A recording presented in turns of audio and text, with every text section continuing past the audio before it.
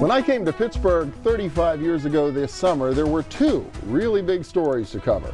The collapse of our region's industrial base, the loss of 100,000 manufacturing jobs that sent the metro unemployment rate soaring to 18%, and the other story, groundbreaking work in organ transplantation underway at the University of Pittsburgh and its medical center. I'd have a hard time counting up all the nights I spent outside Presbyterian University or children's hospitals waiting for an update on the latest multi-organ transplant performed for the first time by Dr. Thomas Starzl and the team that he built here in our region. Dr. Starzl passed away on March 4th at age 90, and Mark Nordenberg is Chancellor Emeritus and Chair of the Institute of Politics at the University of Pittsburgh. Welcome back. Well, thanks, Bill. It's great to be here. Yeah, and clearly you, in taking over at Pitt in the mid-90s, were really building on a legacy that was very much established. But what difference did Dr. Starzl really make to our region in terms of the work that he did here? Well, I should say first, I met him in the early 80s. Okay, well, you were certainly at Pitt and connected through the whole period. Yeah, well, and this was before the anti-rejection drugs had really kicked in. So the success rates weren't so good. But there was something about Tom Starzl. When you looked in his eyes and you listened to him talk, you came away with the sense that whatever challenges came his way, he was going to meet and defeat.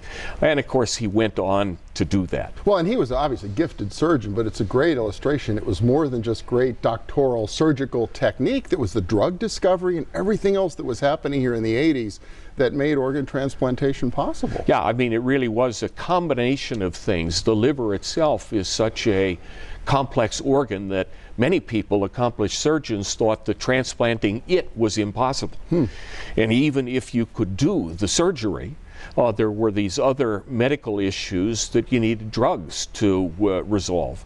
And so it was a combination, and as you said, everything else seemed to be going downhill in the early 80s. Steel was in decline. That was about the period that Chevron bought Gulf, and they were gone. Losing our big companies yeah, or Rockwell so we thought, went to right? California. Sure. And then all of a sudden, there was all of this attention on Pittsburgh, not for that slide, but because people were advancing the cause of human health here in ways that were almost unimaginable, and nobody else was doing them. It's incredible stuff. And I was fascinated when I read some of the biographical information about Dr. Starzl. He was well along in his career, very established out in Colorado. I assume not a guy who'd been dreaming all of his life to come to Pittsburgh, right? No, but he was recruited here, and we were lucky that the then chair of surgery, Hank Bonson, who was the first to do a heart transplant in Pennsylvania, was a friend of Tom's from back in the days that they were training in medicine. Okay. And then Tom Detry and Jeff Romoff put a real press on from the health science side of the university, and he arrived. And one of the great things for people in this region to remember is that Tom often said, and he said publicly, that there was no other place that he could have advanced his career as successfully as he did here in Pittsburgh. Well, great testimony of the whole team he built here, but also of the strategy and the vision of some folks here in Pittsburgh who said, we got to get this guy. Yeah. It's going to mean a lot to us.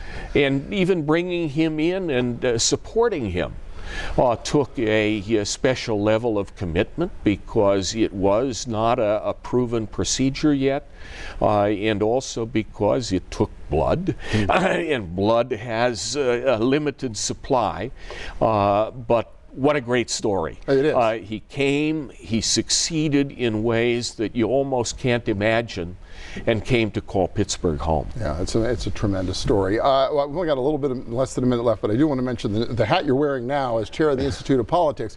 Really significant study came out, I guess, a couple of months ago about criminal justice reform in our region, and the challenge that we face in that space. Well, we face a challenge, and most parts of the country face a challenge, because there has been such a reliance on incarceration that it's expensive, it's often viewed as unfair, and you don't see results at the other end with the breaking of this cycle of criminology.